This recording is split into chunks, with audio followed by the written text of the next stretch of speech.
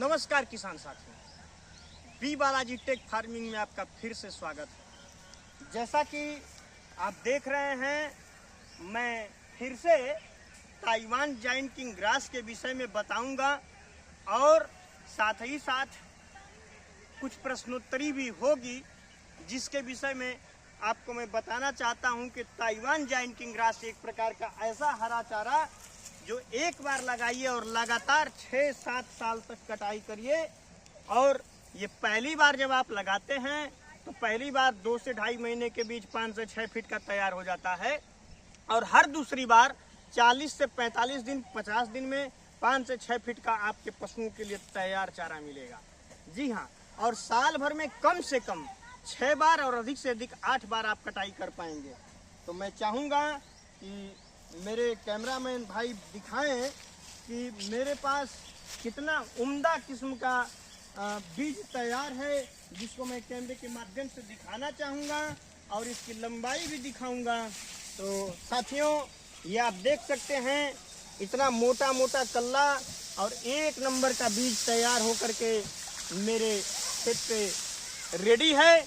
और इसकी लंबाई की बात करें तो ये आप देख सकते हैं कि कितनी ज़्यादा लंबाई है। साथ ही ये पूरा मेरे पास लगभग 7 लाख का स्टॉक हो चुका है।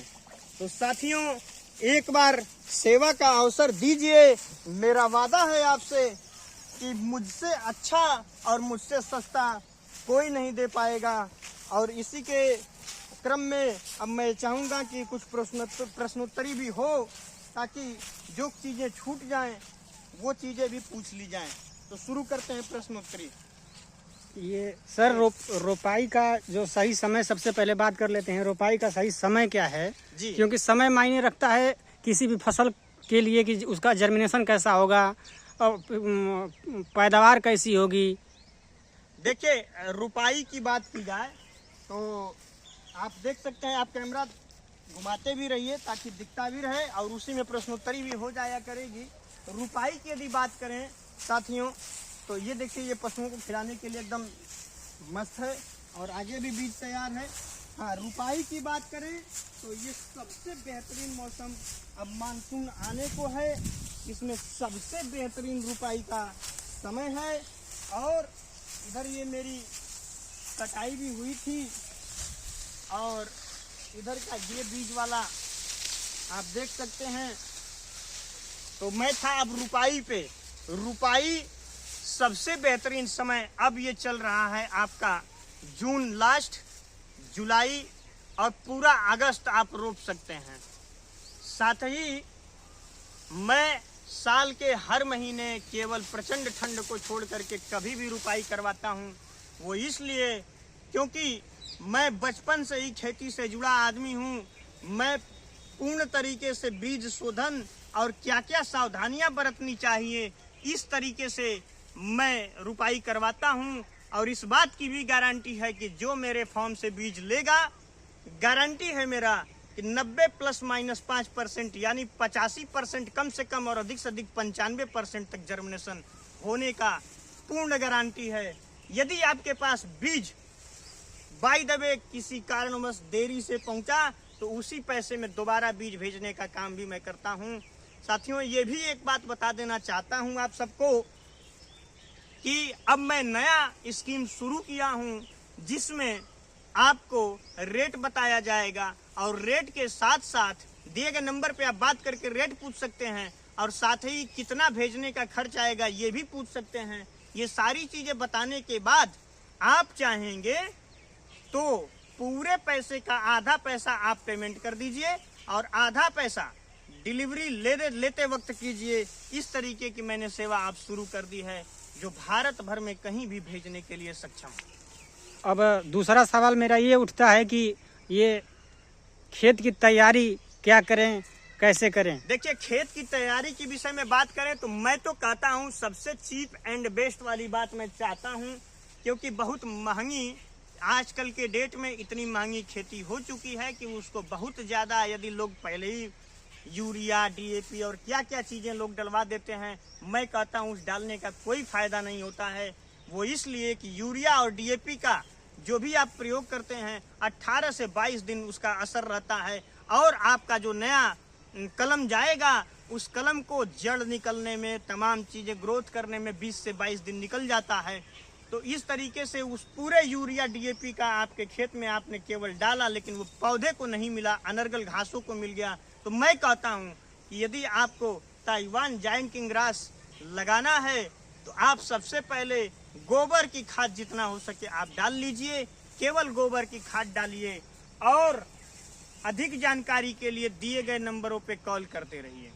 जुताई के लिए बता दीजिए सर कि जुताई, ये तो खाद के बारे में आपने बता दिया, जुताई के बारे में कैसे खेत को तैयार करें, जुताई में क्या करें, कल्टीवेटर चलाएं, रोटावेटर चलाएं, फिर इसमें क्या करें? देखिए, जुताई के वक्त मैं कहूँगा कि खाद आपने डलवा लिया तो खाद डलवाने के बाद जुताई कल्टीवेटर से कर दीजिए और लास्ट जो जुताई होगी उसको रोटावेटर से आप करवाने की कोशिश करिए। वो इसलिए कि जब मिट्टी भुरभुरी रहेगी तो आपको पौधे लगाने में आसानी रहेगी।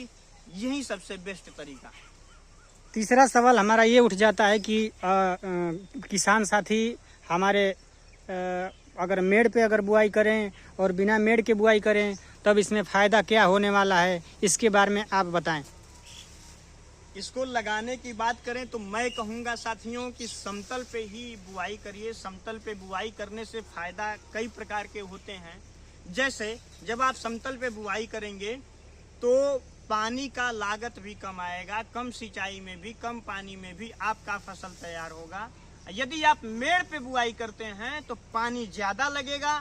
साथ ही साथ एक बात और बता दूं कि यदि आप मेड़ पे बुआई करते हैं जहां पानी की उपलब्धता ठीक ठाक है वहां आप मेड़ पे बुआई कर सकते हैं, लेकिन उस मेड़ पे बुआई करते वक्त ध्यान रखिए कि मेड़ काफ़ी चौड़ी रखें। अब ये सवाल अगला उठ जाता है सर कि इसमें पौधे से पौधे की दूरी क्या रखना चाहिए, पौधे से पौधे की दूरी क्या रखना चाहिए या फिर लाइन से लाइन की दूरी क्या रखनी चाहिए? पौधे से पौधे की दूरी मैं मिनिमम कम से कम की बात करूं तो पौधे से पौधे की दूरी 2.5 फीट और लाइन से लाइन की दूरी भी कम से कम 2.5 फीट होनी चाहिए। यदि आप और ज़्यादा इसका ग्रोथ अच्छा देखना चाहते हैं तो पौधे से पौधे की दूरी करीब करीब 2 फीट कर दीजिए और लाइन से लाइन की दूरी 2.25-3 फीट तक आप कर सकते हैं।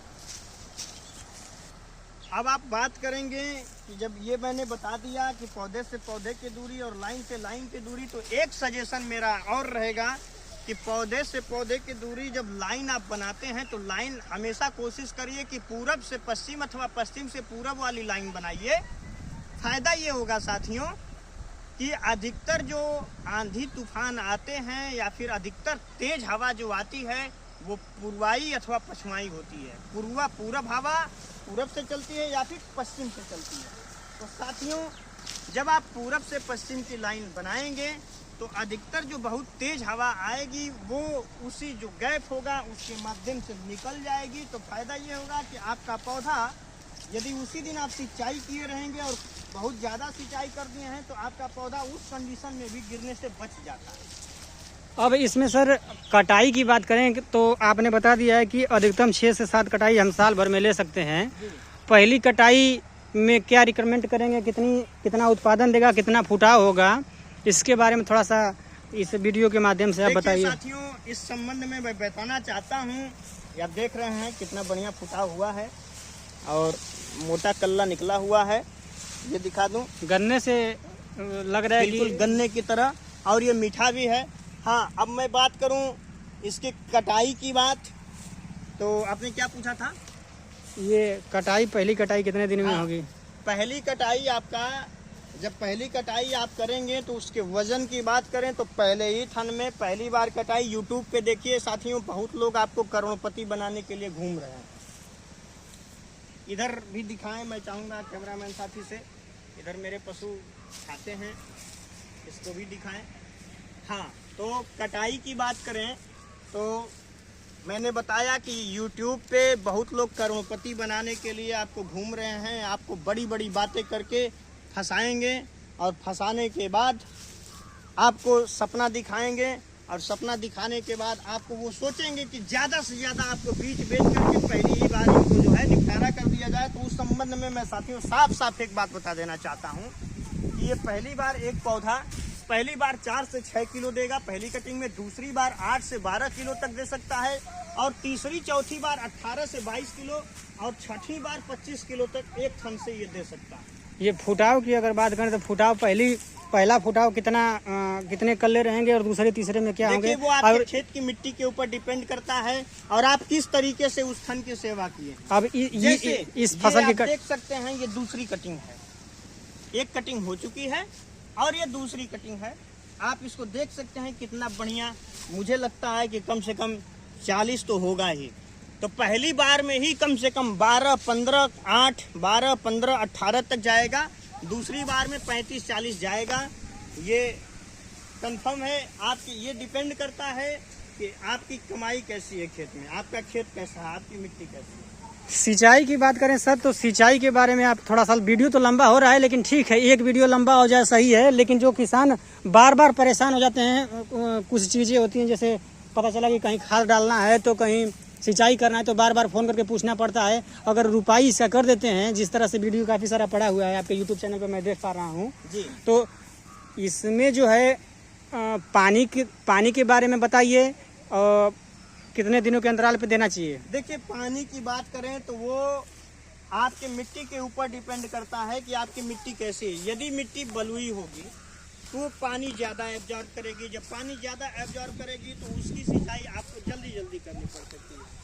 कहीं कहीं बलुई दोमट मिट्टी है, जैसे मेरे यहाँ बलुई दोमट मिट्टी है, तो इस प्रचंड गर्मी में भी मेरे यहाँ हफ्ते दिन पे 8 दिन पे सिंचाई होती है। उससे पहले भी आप ज़्यादा, ये ग्रोथ उस पर भी डिपेंड करता है कि आप कितना नमी बना के रखते हैं। इससे आप समझ सकते हैं कि सिंचाई आपको किस हिसाब से करनी चाहिए। तो साथियों देर न करें और तुरंत दिए गए स्क्रीन पे जो नंबर आपके है उस पर कॉल करें और ज़रूर इस बात को जानें। मैं गारंटी लेता हूं कि मुझसे सस्ता और मुझसे अच्छा कोई नहीं दे सकता है। कारण केवल इतना है साथियों कि मैं जो भी बीज दूंगा आपको अपने फार्म पे बनाए हुए बीज दूंगा। मुझे किसी से कॉन्ट्रैक्ट नहीं करना है, ना मैं किसी से कॉन्ट्रैक्ट किया हूं और ना ही किसी भी प्रकार का किसी से मुझे बीज मंगा के देना है। मुझे अपने खेत में बनाए गए बीज आपको देना है, इसलिए मैं गारंटी ले रहा हूं कि मुझसे सस्ता और अच्छा कोई नहीं दे सकता। एक बात और, हमारा क्वेश्चन जो छूट गया था उसको थोड़ा सा कंप्लीट करा दीजिए। जैसे गेहूं की फसल हो गई, अगर उसको छाये में लगा देते हैं तो उसका उत्पादन कम हो जाता है या फिर बहुत बेकार हो जाता है, होता ही नहीं है। तो इसके बारे में थोड़ा सा हम देख रहे हैं कि पेड़ की छाया है तभी आपका फसल ठीक ठाक है। तो जैसे किसान नहीं होता है कि कहीं पेड़ और लगा दिया बगल में, या फिर कोई अपोजिट साइड का कोई जो किसान है पेड़ लगा दिया और पेड़ की जो छाया है अपने खेत में आ रही है, तो उसमें क्या ये किसान अपने खेत में लगा सकते हैं कि नहीं? छाया में बात करें, आप देख सकते हैं उधर बांस लगा हुआ है, उधर लिप्टस लगा हुआ है, तमाम पेड़ पौधे, उधर नहर है, उधर ये लगा हुआ है। अब मैं दिखाऊंगा छाये वाली भी फसल आपको दिखाता हूँ। आप बहुत ज्यादा अंतर नहीं ढूंढ पाएंगे। जैसे गेहूं वगैरह कुछ भी लगा देते हैं तो एकदम बिल्कुल न के बराबर होता है, लेकिन इस ताइवान जाइंट किंग ग्रास की बात करें तो ये छाये में भी एकदम बढ़िया रिजल्ट देता है। थोड़ा सा कमजोर होगा पौधा लेकिन होगा ही होगा, इस बात की गारंटी है। आप देख सकते हैं ये शीशम लगा है, ये अमरूद है, उधर वो डिठोरी है। उसके बाद भी ये छाये वाली फसल आप दिखाइए ताकि लोगों को स्पष्ट हो जाए कि छाये में भी थोड़ा ये पौधा हो सकता है। थोड़ा डाउन होगा भाई, क्योंकि जहाँ पे छाया 12 बजे यानी कम से कम आधे पहर की छाया लगती है वहाँ भी ये फसल हो जाएगी। अगर देखिए जहाँ नहीं भी है तहाँ भी बढ़िया काफी हरा भरा खूबसूरत पौधा तैयार है। फुटाव थोड़े कम हैं, छाये में थोड़े कम आते हैं, कम है, लेकिन भाई प्रकाश संश्लेषण की क्रिया से पौधे अपना भोजन बनाते हैं, तो कहीं ना कहीं कारण वही होता है कि पौधे अपना प्रकाश संश्लेषण की क्रिया, जब प्रकाश होती है तभी वो सूर्य के प्रकाश से ही अपना भोजन बनाते हैं। तो इस तरीके से इधर आधा ही सूर्य का प्रकाश मिला इनको आधे प्रहर में, तो इसलिए थोड़ा सा डाउन देखने को मिल सकता है। उधर पूरी प्रकाश संश्लेषण की क्रिया, पूरा धूप उधर मिला था, इसलिए उधर और बेहतर था।